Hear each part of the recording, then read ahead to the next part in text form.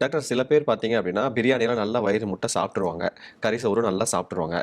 ஏன்னா சோடா தான் இருக்கே, செரிமானம் பண்ணிக்கலாம் அப்படிங்கிற ஒரு கான்செப்ட்ல.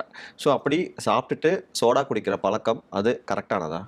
இப்ப இரைப்பையில நம்ம ஏற்கனவே சொன்னோம்.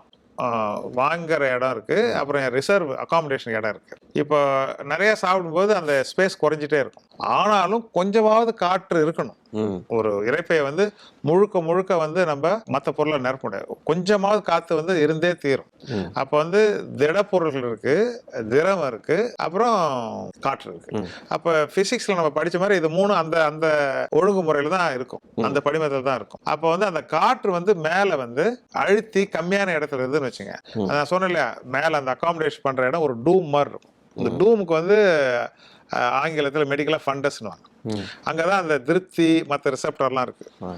இப்ப அந்த காற்று இப்ப வங்கக்கடல் மேல காற்று இருக்கு. ம். அத பத்தி யாரும் பேசுறது இல்ல. பட் ஒரு சில நாள் அதை பேசுறோம். தாழ்வு மண்டலங்கிறோம், வழி சுழற்சிங்கிறோம். அதே மாதிரிதான் வயிற்றுக்குள்ள காத்து இருக்கு. அதை பத்தி நம்ம நார்மலா பேசுறது இல்ல. ஆனா நீங்க சொன்ன அந்த சூழ்நிலை, ஓவரா பிரியாணி, கறி சோறு எல்லாம் கட்டிட்டு, அதுவும் லெக் பீஸ் வேற கேட்டு வாங்கி சாப்பிட்டுட்டு, நீங்க அந்த அந்த காற்றுக்கும் இரைப்பைக்கும் உள்ள இடம் கம்மியா பிரஷர் ஆகும்போது அந்த காற்று ஒரு சுழலா மாறலாம், ம். ஒரு பபுளா மாறலாம். ம்.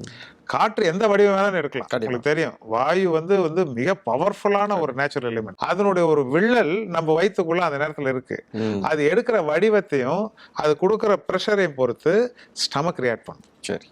முடியலப்பா, புரியுதுங்களா? அந்த பபுள் இந்த பக்கம் ஏப்பமா வராது, ஆமா. அந்த பக்கம் உடையவும் உடையாது. ஆ. நீங்க யோசிச்சு பாருங்க, ஒரு புயல் உருவாயிடுச்சு, வயிற்றுக்கடலில் ஒரு புயல். ஆஹா. சரிங்களா? அதுக்கு மேலதான் உதர விதானம் இருக்கு. அதை அழுத்துச்சுன்னு வச்சுங்க, மூச்சே கொஞ்சம் ஃபுல்லா எடுக்க முடியாது. ம். அதுக்கு மேல ஹார்ட் இருக்கு, நெய்பர் பக்கத்து நாடு அவர் தான். ஆ. அவர் படப்படக்க ஆரம்பிச்சிருவார் சில பேருக்கு. அப்புறம் இங்க வலினோடனே எல்லாரும் பயந்துருவாங்க, ஆ. ஹார்ட் அட்டாக் தான் போல இருக்குன்ட்டு. இப்ப பயம் வந்துருச்சா, நரம்புகள் அதீதமா செயல்படுதா, இந்த பக்கம் பிரஷர் இருக்கா, நீங்க யோசிச்சு பாருங்க. இப்ப ரிலீஃப் வந்தே ஆகணும் இல்லையா? கண்டிப்பா. பிரியாணி எடுக்க முடியல ஆமா. இல்லையா? ஆமா. சிக்கிட்டமா இல்லையா? ஆமா. நல்ல சிக்கலான சூழ்நிலை. இப்போ சயின்டிபிக்கா நீங்க ஒரு சோடா குலுக்கி குடிச்சீங்கன்னு வச்சுங்க, காத்துக்கு இன்னும் கொஞ்சம் காத்து அனுப்புறீங்க. ம்.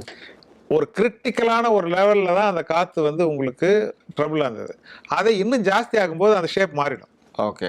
அப்ப பிரஷரா ஏப்பம் வரலாம் இல்லையா? ஓகே. ஆ. அந்த காத்து மாட்டின இடத்துல உங்களால ஏப்பம் விட்டு ரிலீஃப் ஆக முடியல. இப்ப புது காத்து அனுப்பிச்சு பெருசாகின பிறகு உங்களுக்கு ஏப்பம் விட முடியும். Minus into minus plus. அப்போ நீங்க பண்ணது தப்பு அதிகமாக்கி சரியாக்கிட்டீங்க. ஓகே. சரியா? ஓகே. அப்போ இதுல என்ன அடுத்த தப்பு பண்ணக்கூடாதுன்னா, ஏப்பம் விட்டாதான் திருப்தி வரும்னு சொல்லி திருப்பி திருப்பி காத்து அனுப்பிச்சு ஏப்பம் விடக்கூடாது. ஓகே.